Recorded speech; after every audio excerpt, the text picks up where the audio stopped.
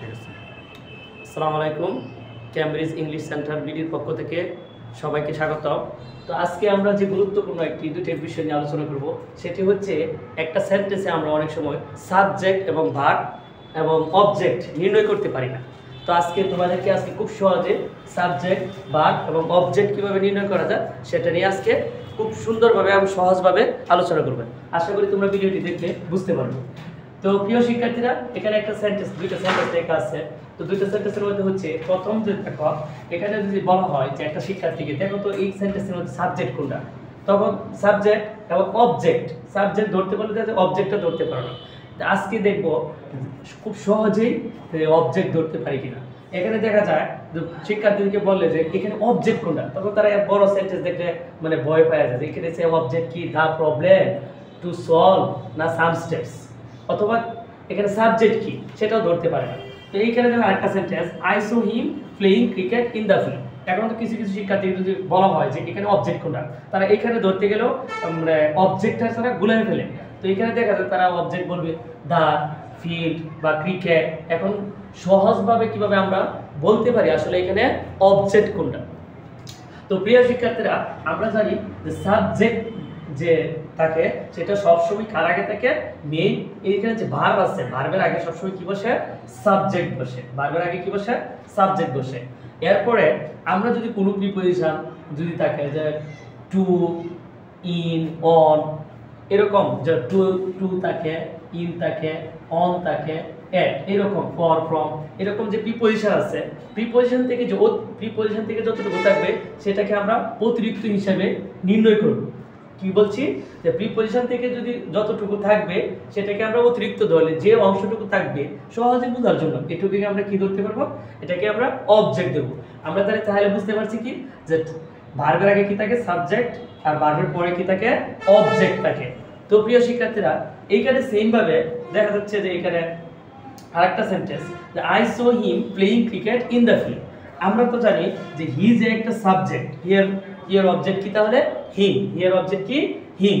তো এখানে তাহলে আমরা যদি অবজেক্ট পাওয়ার পরে আর বাকি অংশটুকুকে আমরা কি ধরবো, কি অতিরিক্ত অংশ।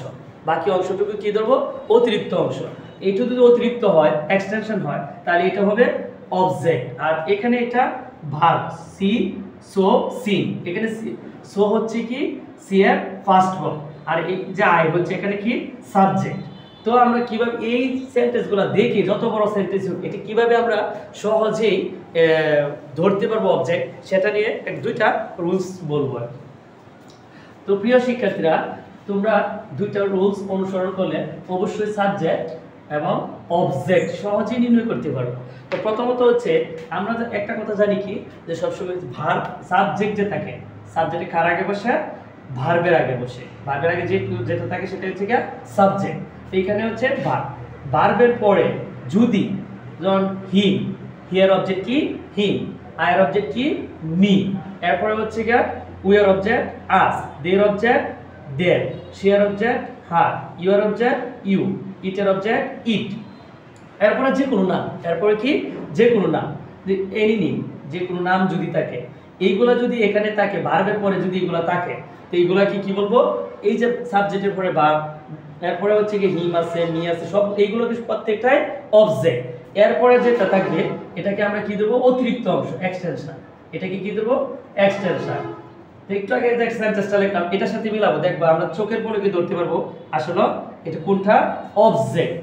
যে আই সো হিম, যে একটু আগে যে সেন্টেন্সটা লিখলাম সেটার সাথে মিলাবো, I saw him playing cricket in the field. তো প্রিয় শিক্ষার্থীরা, এখানে যদি আমরা বুঝি যে I saw him playing cricket, এখানে দেখো তো এই যে হিম আছে, অনেক সময় আমরা এটা রেখে আমরা অনেক সময় কি অবজেক্ট ধরি, দা ফিল্ড, ক্রিকেট, অথবা ভার্বের পরে যতটুকু শিখছি যে ভার্বের পরে যেহেতু অবজেক্ট থাকে, তাই ভার্বের পর থেকে সম্পূর্ণটা অবজেক্ট। আসলে তা ঠিক না। এখানে তো আমরা শুরুতে পেয়ে গেছি, ভার্বের পরে কি পেয়েছি যে হিম, হিম হচ্ছে কি হিয়ার অবজেক্ট। এরকম যদি ভার্বের পরে হিম থাকে, মি থাকে, আস থাকে, দেম থাকে, হার থাকে, ইউ থাকে, ইট অথবা নেম, এগুলো থাকলে এগুলোকে কি ধরবো, অবজেক্ট ধরবো। এগুলোকে কি ধরবো, অবজেক্ট। এরপরে হচ্ছে যেটা থাকবে কি ধরবো, অতিরিক্ত অংশ। এরপরে যেটা থাকবে সেটাকে কি ধরবো, অতিরিক্ত অংশ। তো সেম ভাবে যদি আরেকটা আমরা ধরি যে দেখো এখানে সাবজেক্টের পরে কি বসে ভার্ব, সাবজেক্টের পরে কি থাকে ভার্ব, ভার্বের পরে আমরা জানি কি অবজেক্ট থাকে, কিন্তু সম্পূর্ণ অনেকটা সেন্টেন্স যেহেতু বড় হয় সেই ক্ষেত্রে আমাদের অবজেক্ট নির্ণয় করতে অনেক কঠিন হয়ে যায়। প্রিয় শিক্ষার্থীরা, এখানে যদি বলি যে সাবজেক্ট তারপরে হচ্ছে ভার্ব, এরপরে হচ্ছে কি হয় অবজেক্ট হয়, তো আমাদের যেটা প্রবলেম হয় যে অবজেক্টটা নির্ণয় করাটাই কঠিন হয়ে যায়। তো এখানে আমরা আরেকটা রুলস যদি কি বলি যে preposition like to, in, on, at, এরপর হচ্ছে ফর, ফ্রম, এই ধরনের প্রিপজিশন যেমন to, in, on, at, for, from, এই প্রিপজিশনগুলো যদি থাকে এরপর থেকে প্রিপজিশন থেকে যেটা থাকবে সেটা কি হবে অতিরিক্ত অংশ হিসেবে নির্ণয় করব। আমি আবার বলতেছি সাবজেক্ট ভার্ব অবজেক্ট, এই যে to, in, on, at, for, এই যে এই প্রিপজিশনগুলো আছে এই প্রিপজিশনের পর থেকে যতটুকু থাকবে সেটাকে আমরা কি করব অতিরিক্ত হিসেবে নির্ণয় করব। তো অতিরিক্ত অংশ হিসেবে ধরব। এই সেম ভাবে যদি আমরা এই সেন্টেন্সটাই করি, যেটা আমরা পূর্বে এই সেন্টেন্সটা লিখছিলাম যে সাবজেক্ট ভার্ব কি, এখানে যদি বলি দ্য গভর্নমেন্ট, এরপরে আছে কি টেক্স, এখানে হচ্ছে সাম স্টেপস।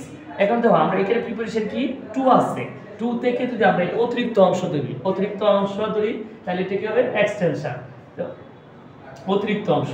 এইটুকু যদি অতিরিক্ত অংশ হয় তা আমরা জানি এটা কি টেক হচ্ছে এখানে ভার্ব, তা ভার্বের আগে কি থাকে সাবজেক্ট, তা ভার্বের আগে হচ্ছে সাবজেক্ট, তো এইটুকু কি হবে সাম স্টেপ কিছু পদক্ষেপ, এটা কি হয়ে যাবে অবজেক্ট। তা আমরা একটু আগে বলছিলাম যে preposition preposition to, in, on, at, for, from, এই জাতীয় যে প্রিপজিশন আছে এই প্রিপজিশনের থেকে যতটুকু থাকবে সেটাকে আমরা কি করব অবজেক্ট নির্ণয় করে সেটাকে অতিরিক্ত অংশ হিসেবে ধরে নেব।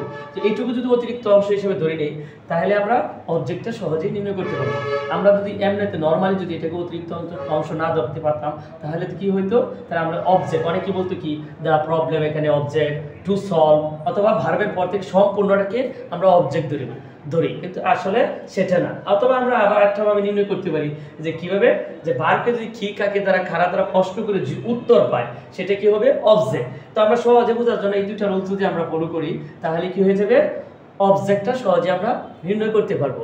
আশা করি প্রিয় শিক্ষার্থীরা তোমরা বুঝতে পেরেছো। আরেকটা উদাহরণ যদি আমি দেই, যে একটা সহজ সেন্টেন্স দিই যে I will buy A dress, আমি একটা ড্রেস কিনবো ফ্রম মার্কেট। এখানে দেখো এখানে কি এই যে from market, I will buy A dress from market, এখানে অবজেক্ট কি, তাহলে আমরা যদি এখানে কি প্রিপজিশন আছে ফ্রম আছে, তো ফ্রম থেকে যদি আমি এটা বাদ দিই থাকে কি, তাহলে দেখো এটা হচ্ছে আইতে এমনি নরমালি সাবজেক্ট আই, তারপরে যে উইল হচ্ছে মডাল ভার্ব, এখানে বাই হচ্ছে ভার্ব মেইন ভার্ব, তো এখানে এ ড্রেস থাকে, তো এই ড্রেসটা কি হবে অবজেক্ট। তো প্রিয় শিক্ষার্থীরা আশা করি তোমরা বুঝতে পেরেছ। তোমরা আমাদের সাথে থাকার জন্য আমাদের চ্যানেলটি সাবস্ক্রাইব